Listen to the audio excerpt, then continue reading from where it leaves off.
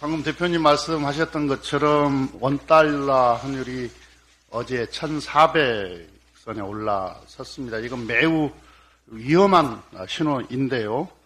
아시다시피 환율이 1,400원대에 이른 것은 97년의 외환위기, 2008년 글로벌 금융위기, 그리고 레고랜드 사태가 터졌던 22년 하반기 정도였습니다.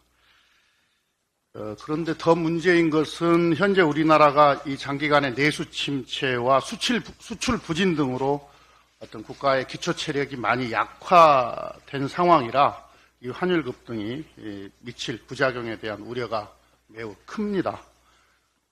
그리고 유가도 오르고 있습니다. 환율 오르고 또 유가가 오르게 되면 당연히 수입 물가도 오르게 되어서 물가가 또 더 걱정이 됩니다. 아마 정부가 올해 연간 소비자 물가 상승 목표치를 2.6%로 제시를 했는데 이런 상황이라면 이 목표 달성이 어렵지 않겠나 이렇게 생각이 됩니다. 고환율, 고물가, 고금리 이 3고의 장기화 가능성이 높아지면서 민생이 더 어려워지고 있습니다. 이 상황을 방치하면 민간 소비는 줄고 물가는 오르는 스태그플레이션이 현실화될 수가 있습니다.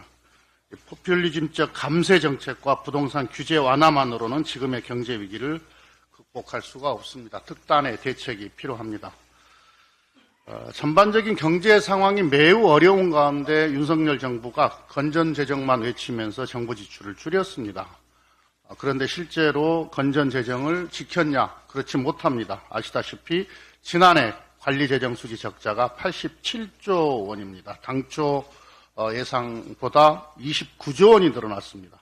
세수도 본예산 대비 56조 원이 덜 거쳤습니다.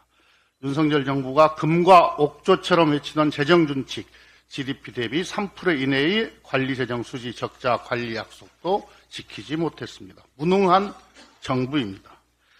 그런데 이 수치마저도 꼼수와 통계적 착시로 축소되었다는 주장이 있습니다. 지난해 정부는 추가 국채 발행을 하지 않기 위해 외평기금 20조 원을 공자기금에 조기 상환한 후에 일반 회계로 투입했습니다. 통상 국세 수익과 관계없이 예산대로 집행 후 추후년도에 조정하는 지방교부세, 교부금 18조 6천억 원을 바로 삭감했습니다. 원칙대로 했다면 약 38조 6천억 원의 추가 부채가 필요했을 겁니다. 문제는 올해에는 각종 감세 조치로 인해서 세수 상황이 더 나빠질 것으로 예상된다는 것입니다. 더 적극적으로 경기 대응에 나서야 될 시점인데 이 확장 재정은커녕 세수 악화를 핑계로 작년과 같이 또 재정 지출을 줄인다면 내수는 더욱 침체되고 민생은 더 어려워질 것입니다. 지금의 경제위기, 민생위기 극복을 위해 몇 가지 제안을 합니다. 우선 총선을 의식에 발표했던 각종 감세 정책을 철회해야 합니다. 세금 낼 여력이 있는 기업이나 고소득층에 대한 감세는 원상 회복되어야 합니다.